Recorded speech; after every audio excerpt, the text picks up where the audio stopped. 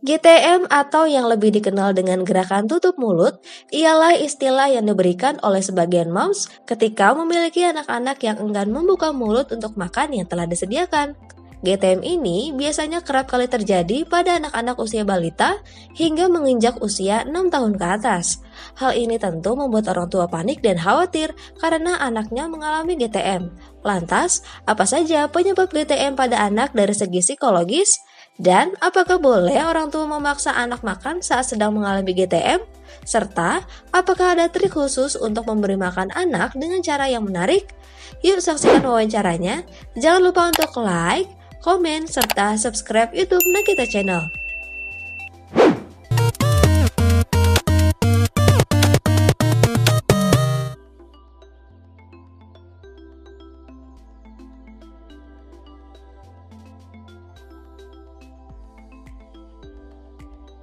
Nah, kalau misal dari sisi psikologis, GTM ini perlu dilihat dari berbagai macam faktor penyebabnya gitu ya. Yang pertama yang paling mempengaruhi adalah pasti suasana makan, terus kemudian moodnya dia. Jadi suasana makan kemudian mengembangkan suasana hatinya seperti apa gitu.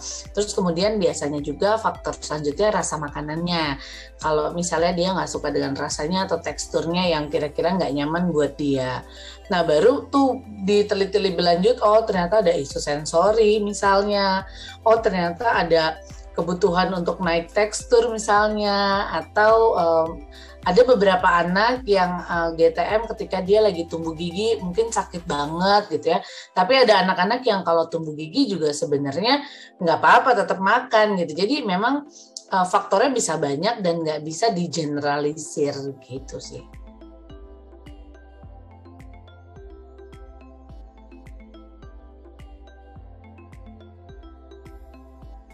Kadang-kadang orang tua tuh kalau makan kan mindsetnya adalah satu mangkok itu harus habis gitu ya.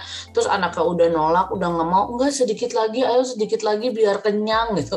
Jadi akhirnya anaknya tuh nggak happy pada saat makan, kok jadi ada pemaksaan gitu. Padahal sebenarnya kita itu mau mengajarkan anak makan secara sadar. Kebanyakan anak yang GTM itu adalah mereka makannya nggak secara sadar.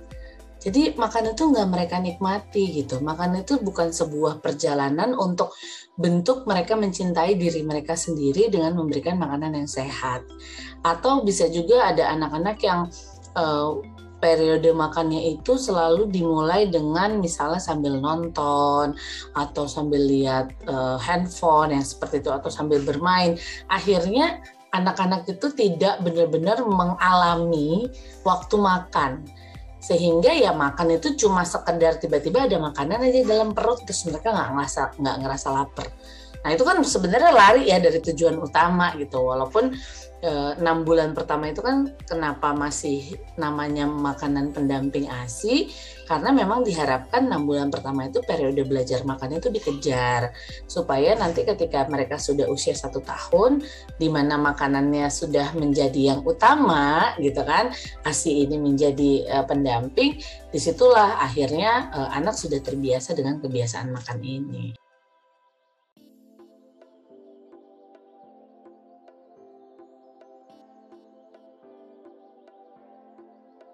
Ketika itu masih dalam periode empasi, artinya makanan itu masih pendamping, bukan utama gitu. Nah, 6 bulan itu adalah proses yang harus dikejar supaya prosesnya smooth, yang harus dibentuk ya, supaya prosesnya itu smooth dan menyenangkan. Nanti ketika 1 tahun, orang tuh udah tinggal memanen hasilnya gitu. Kayak misalnya contohnya gini, metode makan itu kan banyak ya, ada spoon feeding, ada BLW. Nah, misalnya mau anaknya BLW, nanti kalau makannya dikit gimana?